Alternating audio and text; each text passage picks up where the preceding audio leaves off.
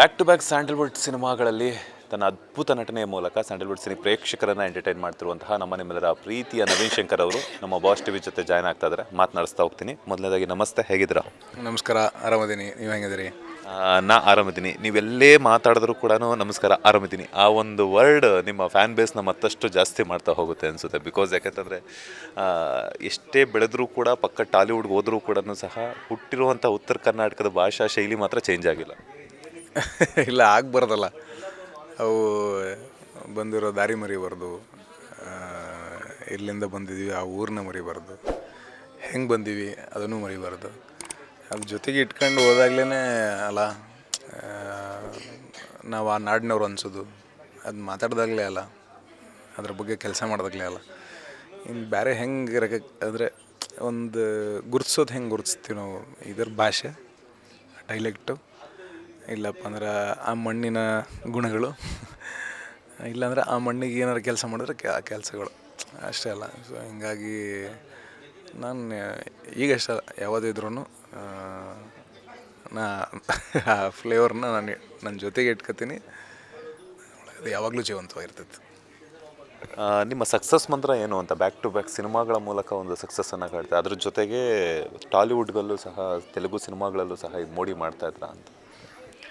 ಇಲ್ಲ, ಅಷ್ಟೊಂದು ಪಿಕ್ಚರ್ ಏನಾಗಿಲ್ಲ. ಒಂದು ಪಿಕ್ಚರ್ ಆಗೈತೆ Salaar. But I am happy. ಅದು ಒಂದು ಚಿಕ್ಕ ಕ್ಯಾರೆಕ್ಟ್ರು, ಒಂದು ಚಿಕ್ಕ ರೆಕಗ್ನೇಷನ್ ತಂದು ಕೊಟ್ಟಿರೋದು.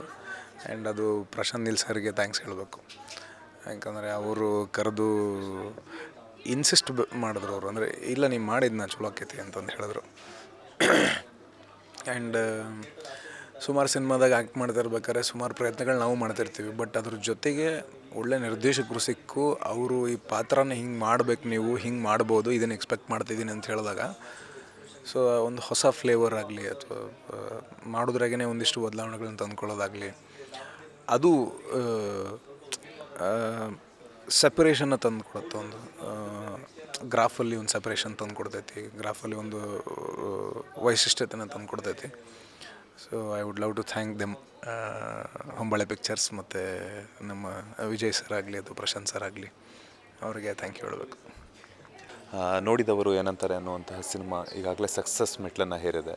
ಸೊ ಸಕ್ಸಸ್ ಮೀಟಲ್ಲೂ ಸಹ ನೀವು ಮಾತಾಡ್ತಿದ್ರಿ. ಬಾಡಿ ಟ್ರಾನ್ಸ್ಫಾರ್ಮೇಷನ್ ಅನ್ನೋದು ತುಂಬ ಇಂಪಾರ್ಟೆಂಟ್ ಆಗಿರುತ್ತೆ. ಬಿಕಾಸ್ ಯಾಕಂತಂದರೆ ಯಾವುದೇ ಒಂದು ಪಾತ್ರ ಮಾಡಿದ್ರು ಕೂಡ ಆ ಪಾತ್ರಕ್ಕೆ ತಕ್ಕಂತೆ ನಾವು ಟ್ರಾನ್ಸ್ಫಾರ್ಮೇಷನ್ ಮಾಡ್ಕೋಬೇಕು ಅಂತಂದಾಗ ತುಂಬ ಟೈಮ್ ಎಳೆಯುತ್ತೆ. ಅದ್ರ ಜೊತೆಗೆ ಎಲ್ಲೂ ಪಬ್ಲಿಕ್ ಲೊಕೇಶನ್ಗಳಲ್ಲಿ ಓಡಾಡೋಂಗಲ್ಲ. ಬಿಕಾಸ್ ಯಾಕಂದರೆ ಇವ್ರು ಯಾಕೆ ಈ ಥರ, ಬಿಕಾಸ್ ಒಬ್ಬೊಬ್ರು ನೋಡುವಂಥ ದೃಷ್ಟಿಕೋನ ಚೇಂಜಸ್ ಇರುತ್ತೆ. ಸೊ ಆ ಒಂದು ಟೈಮಲ್ಲಿ ಹೆಂಗಿತ್ತು ನಿಮಗೆ ಅಂತ?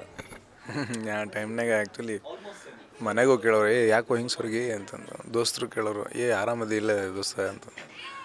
ಆಮೇಲೆ ಧನು ಕೇಳಿದ್ದ, ಏನು ಏನಾಯಿತು ಅಂತ.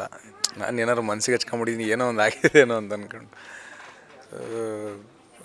ಆ್ಯಂಡ್ ಆಚೆ ಕಡೆ ಈಗ ಪ್ರೀಮಿಯರ್ ಶೋ ಹೋದಾಗ ಇಂಡಸ್ಟ್ರಿಯಲ್ಲಿರುವಂಥ ಸ್ನೇಹಿತರು ಕೇಳಿದರು. ಬಟ್ ಅವ್ರಿಗೆ ಒಂದು ಗೇಜಿಂಗ್ ಇರ್ತೈತಲ್ಲ, ಯಾವುದೋ ಕ್ಯಾರೆಕ್ಟರ್ ಮಾಡತ್ತೇನೋ ಅಂತ. ಸೊ ಹಂಗೆ ಕೇಳಿದಾಗ ಖುಷಿನೇ ಆಗೋದು. ಅಟ್ಲೀಸ್ಟ್ ಅಂದರೆ ಇಟ್ಸ್ ವಿಸಿಬಲ್ ಅಂತ. ಓಕೆ, ಕರೆಕ್ಟಾಗಿದ್ದೀವಿ, ಅದು ಹಂಗೆ ಅನ್ಸತೈತೆ ಅಂತಂದರೆ ಆ ವಿಸಿಬಿಲಿಟಿ ಬರತೈತಿ. ಆ್ಯಂಡ್ ನಾವು ಹತ್ತಿರ ಇದ್ದೀವಿ ಗೋಲ್ಗೆ ಅಂತ. ಹಾಗೆ ಆ್ಯಂಡ್ ಟ್ರಾನ್ಸ್ಫಾರ್ಮೇಷನ್ಸು ಅದು ಫಿಸಿಕಲ್ ಆಗಿರಲಿ, ಎಮೋಷ್ನಲ್ ಆಗಿರಲಿ, ಯಾವುದೇ ಟ್ರಾನ್ಸ್ಫಾರ್ಮೇಷನ್ಸ್ಗಳು ಖುಷಿ ಕೊಡ್ತಾವೆ. ಒಂದು ಪಾತ್ರಕ್ಕೆ ಮಾಡುವಂಥದ್ದು ಪ್ರತಿಯೊಂದು ಕೂಡ ಖುಷಿ ಕೊಡುತ್ತೆ. ಅದು ಈ ಥರದ್ದೊಂದು ಹಂತಕ್ಕೆ ಬಂದಾಗ, ಅಂದರೆ ಇವಾಗ ಒಂದು ಸೆಲೆಬ್ರೇಷನ್ ಹಂತಕ್ಕೆ ಬಂದಾಗ ಅದು ಇನ್ನೂ ಖುಷಿ ಕೊಡುತ್ತೆ. ಅಷ್ಟೆಲ್ಲ ಕೆಲಸ ಮಾಡಿದ್ದು ವರ್ತ್ ಅನಿಸ್ತಲ್ಲಪ್ಪ, ತಲುಪ್ತಲ್ಲ ಜನಕ್ಕೆ, ಅದನ್ನ ರೆಕಗ್ನೇಷನ್ ಸಿಗ್ತಲ್ಲ, ಆ್ಯಂಡ್ ಅದು ಬಂದು ಹೇಳಿದ್ರಲ್ಲ ಅನ್ನೋ ಖುಷಿ ಇರ್ತೈತಿ. ಲೇಟೆಸ್ಟ್ ಹಾಗೂ ಇಂಟ್ರೆಸ್ಟಿಂಗ್ ಸುದ್ದಿಗಳಿಗಾಗಿ ಬಾಸ್ ಟಿವಿ ಕನ್ನಡ ಚಾನೆಲ್ನ ಸಬ್ಸ್ಕ್ರೈಬ್ ಮಾಡಿ. ಹಾಗೆಯೇ ಬೆಲ್ ಐಕಾನ್ ಪ್ರೆಸ್ ಮಾಡಿ. ಇದರ ಜೊತೆಗೆ ಫೇಸ್ಬುಕ್, ಇನ್ಸ್ಟಾಗ್ರಾಮ್, ಎಕ್ಸ್ನಲ್ಲೂ ಮಿಸ್ ಮಾಡದೆ ಫಾಲೋ ಮಾಡಿ.